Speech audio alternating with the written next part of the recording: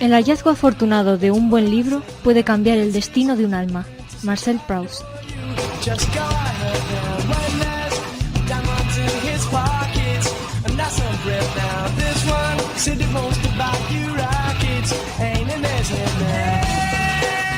Buenas tardes a todos y a todas y bienvenidos de nuevo a la Agenda Compacta. Soy Gemma López y hoy apretaos el cinturón que vienen curvas.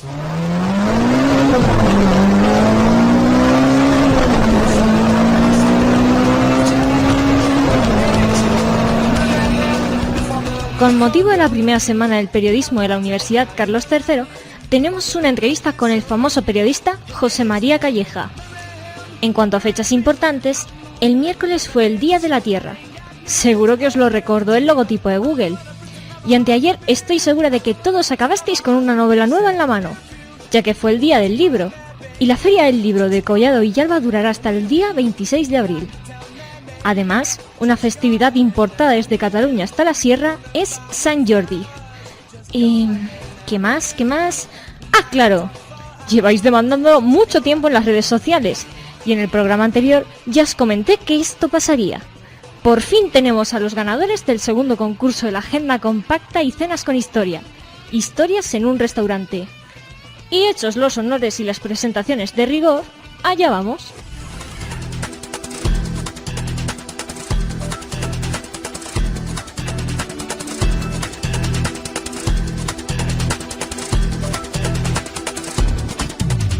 La semana pasada se celebró la primera semana del periodismo, a la que acudieron no solo alumnos, sino todos aquellos interesados por este oficio.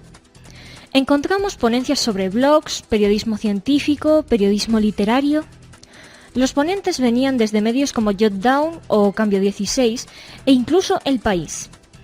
En una de estas ponencias participó José María Fernández Calleja, doctor en Ciencias de la Información y licenciado en Historia, profesor asociado de periodismo en la UC3M y redactor jefe del CNN Plus, donde presentó el programa El Debate.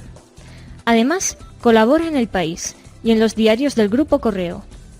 Participa en el programa Espejo Público de Antena 3 y en Onda Cero, y como escritor ha recibido el premio Espasa de ensayo.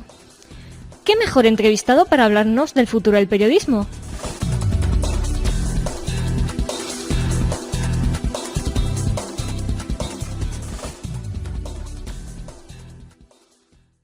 Usted ha estado en la radio, en televisión y en prensa escrita. ¿Cuál es el medio en el que más disfruta trabajando? A mí lo que más me gusta es escribir, pero no solo escribir en periódicos, sino escribir en libros. Lo que más me gusta es escribir, pero tengo que decir que estoy encantado en los tres sitios. La radio es más caliente, más rápida, la televisión da una perspectiva que no da la radio, y en la prensa escrita, en la prensa digital se pueden contar las cosas de esta forma. En los tres casos me siento muy a gusto y me siento muy bien. No elegiría uno rechazando otro.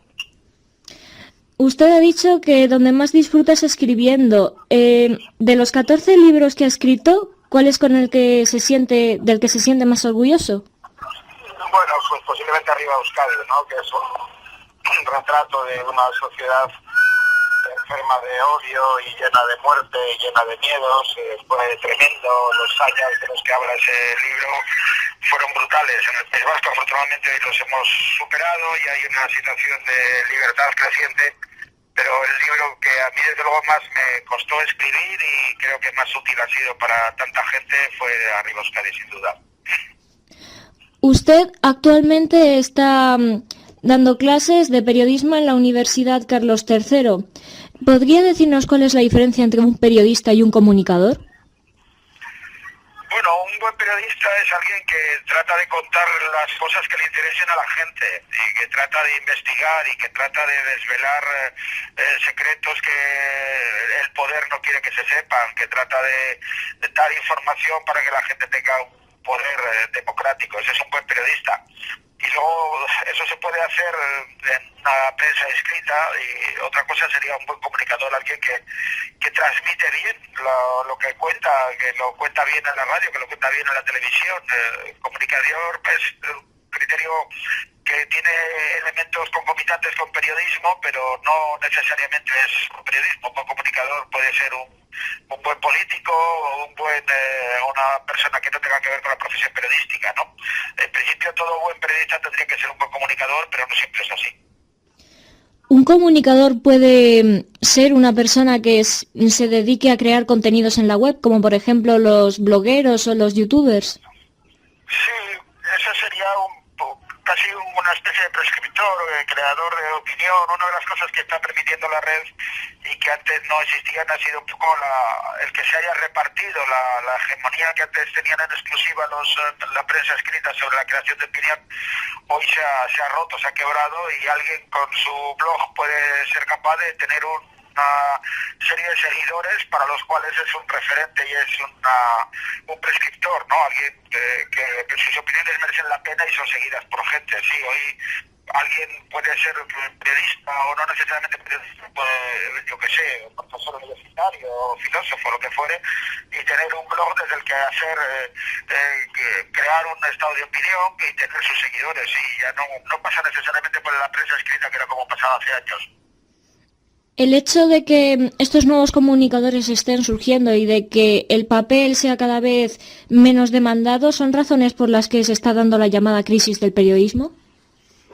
Bueno, la crisis del periodismo en papel, digamos, se explica en parte, desde luego, por el auge del periodismo digital, eso sin duda, y se explica también por otra serie de factores, ¿no? Por una caída brutal de la publicidad, que ha hecho que las empresas hayan tenido que despedir a muchos trabajadores, o periódicos que han cerrado. Antes la publicidad sostenía los periódicos, hoy la publicidad ha caído, y luego han caído los hábitos de lectura. La gente de vuestra generación, la gente joven, los estudiantes de periodismo no compran periódicos en papel, no ves a nadie en la facultad con un periódico en papel debajo del brazo, cuando en la época mía, digamos, nos hacíamos periodistas porque nos gustaba leer los periódicos, por supuesto en papel porque no había otros, ¿no? Pero sí, digamos que el periodismo digital ha sido unos elementos que explican la crisis de la prensa en papel, pero no el único, desde luego. Entonces, ¿usted piensa que para el público joven un periódico no es una fuente de información muy demandada? No lo pienso yo, lo veo en clase, ¿no? Yo veo que los alumnos de periodismo de la Carlos III que he tenido en los últimos años, no hay ni uno que lleve un periódico. Eso es excepcional. Aisladamente ves alguno con un periódico en papel, pero nadie lleva un periódico en papel. No, el hábito de compra de periódicos en papel no existe entre los estudiantes de periodismo. Esto es evidente. No sé si leen los periódicos digitales, algunos países que tampoco. Pero vamos, no ves a nadie, ni a un solo... Yo voy a la Carlos III y no veo a nadie, a ningún alumno con un periódico de bajo el brazo. Si esto es así, ¿por qué opina que los periódicos en papel están sobreviviendo como El País o El Mundo? Bueno, pues con los lectores de más edad, ¿no? Y con los lectores, digamos, que hacemos esa liturgia diaria, ¿no? Que tenemos asociado el comenzar el día con la lectura de un periódico, que el día que leemos el periódico a la hora adecuada pues sentimos que nos falta algo. Los que tenemos ese hábito cultural de empezar el día leyendo un periódico en papel y tomando un café, digamos, ¿no? Y que tenemos vinculado a esa especie de liturgia diaria de comprar el periódico en papel, y que si no lo tenemos parece que nos falta algo, ¿no? Hoy ese tipo de lectores, y hablo por mí mismo, pues empezamos el día leyendo los periódicos a cabeza, pero luego yo siempre necesito comprarme un periódico en papel. Si no lo hago, me falta algo, ¿no? Pero somos lectores de una cierta edad. Yo, la gente joven, me emociona cuando en el kiosco ve a un chaval de menos de 30 años y no compra el periódico. Son muy pocos. Respecto al debate sobre libertad de expresión en el que usted participó en la primera semana del periodismo de la Universidad Carlos III, ¿es cierto que últimamente la población piensa que los periodistas no están cumpliendo con su labor de otorgar información veraz y que solamente buscan el sensacionalismo? No, yo creo que hay un sector de la población que le gusta ese sensacionalismo, le gusta esa crónica que antes estaba reputada, que era la crónica de sucesos, y que se ha convertido en un espectáculo o la información convertida en espectáculo en las televisiones, y hay un sector del público al que eso le gusta, esto parece innegable. Pero también hay otro sector del público al que le interesan los periódicos bien hechos y las informaciones rigurosas y los periodistas creíbles, ¿no? Es curioso cómo estamos viviendo unos momentos de más demanda de información, ¿no? Que tiene que ver con la crisis, que tiene que ver con la situación en la que vive tanta gente que lo está pasando mal, ¿no? Ante esta creciente demanda de información, ¿un periodista puede dar toda la información que él desee, siempre que sea pertinente y veraz, o el medio puede obligarle a autocensurarse? Bueno, la autocensura es uno de los problemas de la profesión, ¿no? Los miedos a decir, si escribo esto, igual me voy a la calle, ¿no? O en tiempos pasados, si escribo esto, igual me vuela la cabeza los etarras, ¿no? Es uno de los problemas permanentes. Yo creo que se trata de convivir con esa situación lo más dignamente posible y no renunciar a contar nada que creamos que tiene interés para los ciudadanos. Yo creo que los periodistas estamos al servicio de los ciudadanos, no al servicio ni de nosotros mismos ni de nuestras empresas, estamos al servicio de los ciudadanos. Y eso es lo que nos tiene que guiar permanentemente. Pero sí es cierto, claro, con la situación de precariedad laboral, con la situación de penuria económica que hay en tantos casos, pues seguro que habrá muchos periodistas que no pueden, no se atreven a contar determinadas cosas por miedo a perder su puesto de trabajo, ¿no? Pero aparte de las amenazas que sufren de, como usted ha dicho, de terroristas, hay otro tipo de amenazas. Es verdad que es una profesión que hace que los periodistas sufran cierto peligro. Bueno, hay una serie de amenazas, tipo querellas, tipo demandas, que se ponen con el afán de atemorizar a los periodistas, de neutralizarles. Aquí ha habido un antiguo todavía presidente de la Comunidad Nacional que puso querellas a periodistas del diario.es, ¿no? Con el objetivo evidente de atemorizarles, de amedrentarles y que no se atrevan a seguir escribiendo sobre ello. Bueno, yo creo que los periodistas lo que tenemos que hacer es, en caso de duda, hacer periodismo, es decir, contar lo que creemos que tiene interés para los ciudadanos. Hacerlo seriamente, hacerlo profesionalmente, hacerlo con toda la verdad de nuestro lado, contrastando la información, pero sí hay una serie de políticos que se empeñan en sembrar miedos y en sembrar angustias incluso en los propios periodistas para que no se hable de hechos, ¿no? Una última pregunta. ¿Qué papel opina que tiene el periodismo en la sociedad actual? Es un papel decisivo. A mejor periodismo, mayor calidad de vida democrática. A mejor periodismo y más profesional periodismo, mayor libertad. A mejores periodistas y periodistas más libres, mayor empoderamiento de los ciudadanos.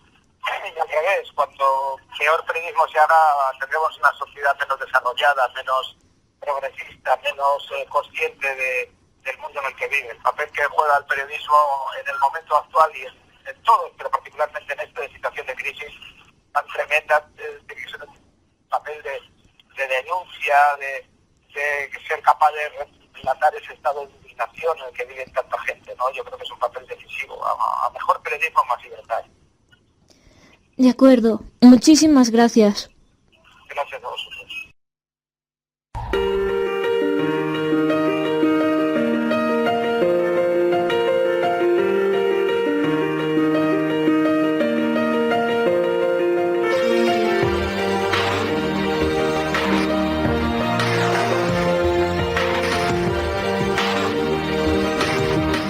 Y con el buen sabor de boca que nos ha dejado en esta entrevista, os lo digo ya porque si no, no voy a poder contenerme más tiempo. Llega el momento de revelar quiénes son los ganadores del segundo concurso de la Agenda Compacta, Historias en un restaurante, en colaboración con Cenas con Historia.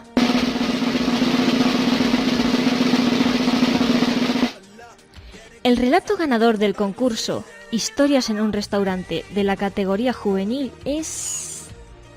¿Me hago lo interesante? Santiago de Compostela, de la autora Julia Lledó Pérez Abadín.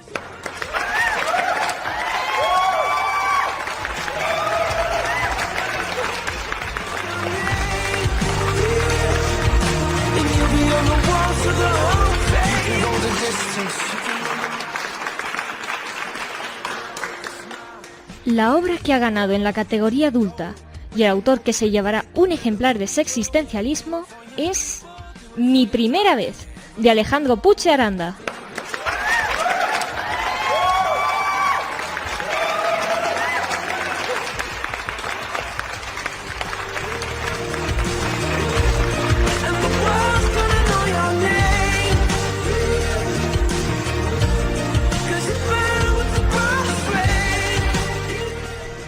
Felicidades a ambos por tan buenos relatos. La semana que viene los escucharemos en el programa y los subiremos a la página oficial de la Agenda Compacta, laagendacompactafm.wix.com. Un abrazo a ambos y enhorabuena.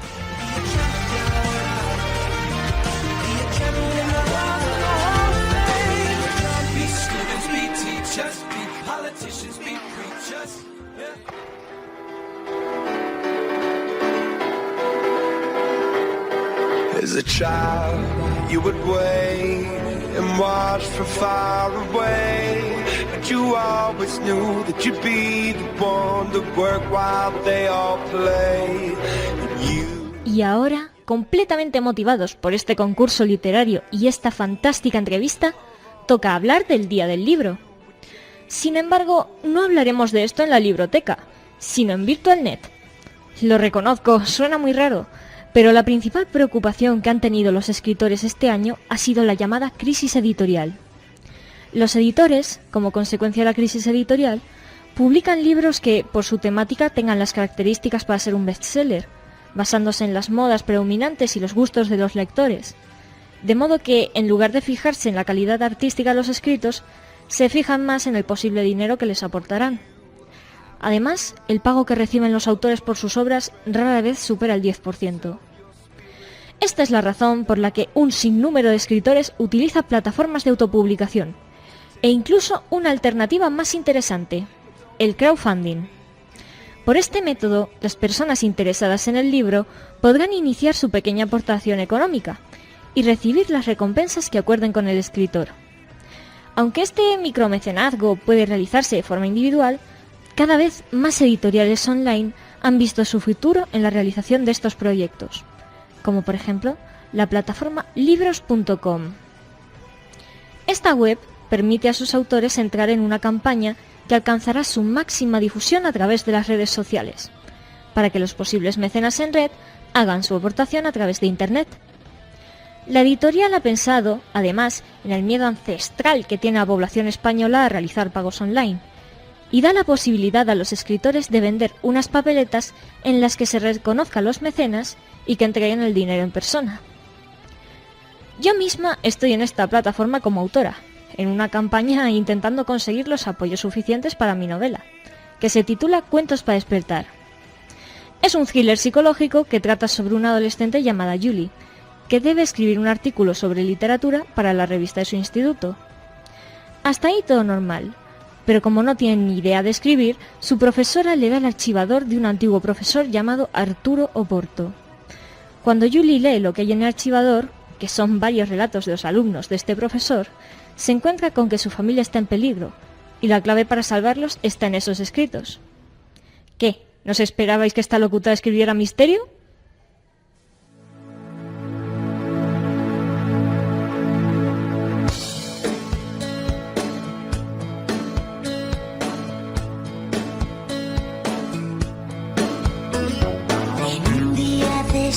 En que suelo pensar, hoy va a ser el día menos pensado.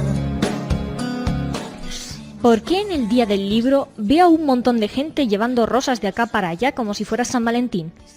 Resulta que la tradición catalana de San Jordi o San Jorge se ha colado en la Sierra de Madrid. La tradición nos brinda una oportunidad de confesarnos regalándole una rosa a la persona que nos gusta. ¿De dónde salió esta festividad? A decir que tenemos el récord del mundo en querernos. Por eso esperaba con la carita empapada que llegaras con rosas, mil rosas para mí, porque ya sabes. Cuenta la leyenda que cerca de la villa de Montblanc había un gran dragón que tenía a todos los habitantes del pueblo atemorizados. Los habitantes no sabían cómo conseguir que el dragón no se acercara a la muralla y decidieron darle comida.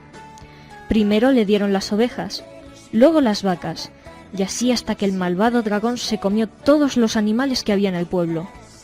Pero seguía teniendo hambre y cada vez estaba más cerca de la muralla. Los habitantes de Montblanc no sabían cómo pararlo y finalmente decidieron que tendrían que ir sacrificándose uno a uno. Pusieron los nombres de todos en un puchero incluso los del rey y su preciosa hija la princesa. Cada día una mano inocente sacaba un papel, y el que salía era entregado al dragón para que se lo comiera. Y llegó el día en que fue el turno de la princesa. El rey pidió a los habitantes que tuvieran clemencia con la princesa y no la dejaran morir, pero era su turno, y se tenía que cumplir lo acordado. Cuando el dragón se acercó a coger a la princesa, llegó un valiente caballero a lomos de su caballo, y empuñando su espada, logró clavarla en el corazón del dragón, acabando con su vida. De la herida del corazón salió un gran chorro de sangre que cayó al suelo, y del que creció un hermoso rosal. El caballero, Sant Jordi, recogió una rosa para la princesa. Y por ese motivo, el día de Sant Jordi, la tradición es que se regalen rosas, y aprovechando que se celebra también el Día del Libro, también se regalan novelas.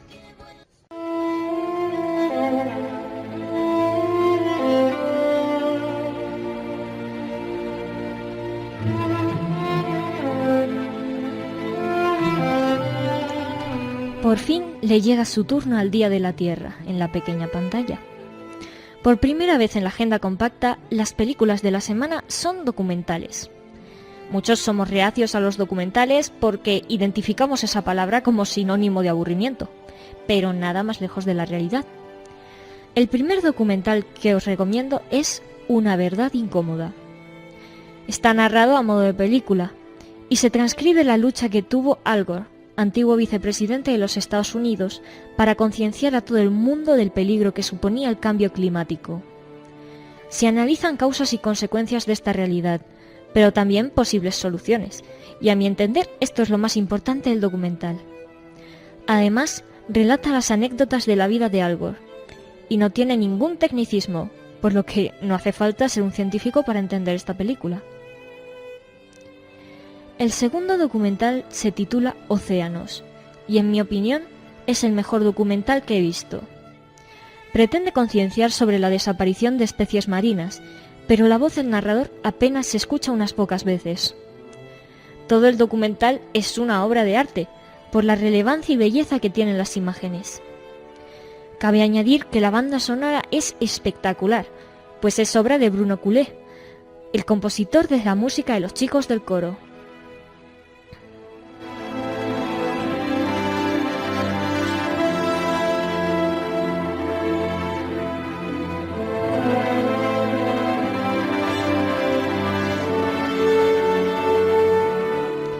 Ahora una canción muy apropiada para la ocasión.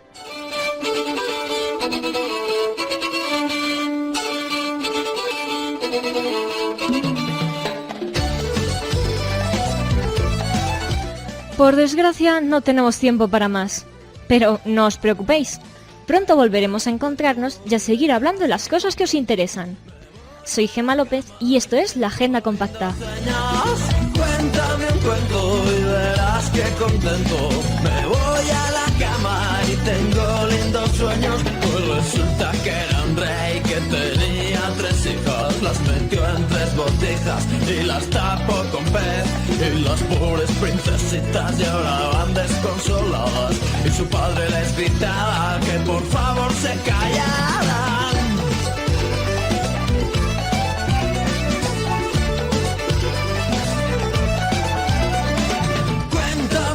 Y verás que contento. Me voy a la cama y tengo lindos sueños. Cuéntame un cuento y verás que contento. Me voy a la cama y tengo lindos sueños. Las princesas se escaparon por un hueco que existía, que las llevó hasta la vía del tren que va para Italia. Y en Italia se perdieron y llegaron a Jamaica. Se pusieron hasta el culo de bailar reggae en la playa.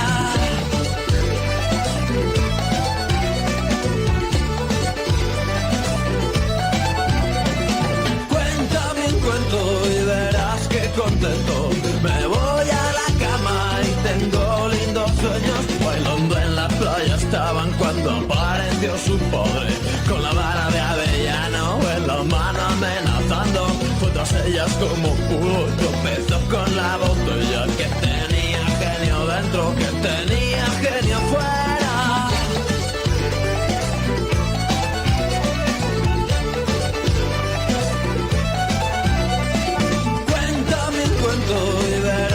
contento. Me voy a la cama y tengo lindos sueños. Les concedió 3 deseos y ahora felices estamos. Y colorín colorado, este cuento se acaba. Y resulta que este rey, que tenía 3 hijas, las metió en 3 botijas y las tapó con 3. Cuéntame un cuento, la enanita junta globos, la que vuela por los aires, la que nos seduce a todos. Cuéntame un cuento, el del ratoncito Pérez, que te deja 5 duros cuando se te cae un diente. Cuéntame un cuento, que ya creo que estoy soñando. Cuéntame un cuento, con música voy viajando. Cuéntame un cuento,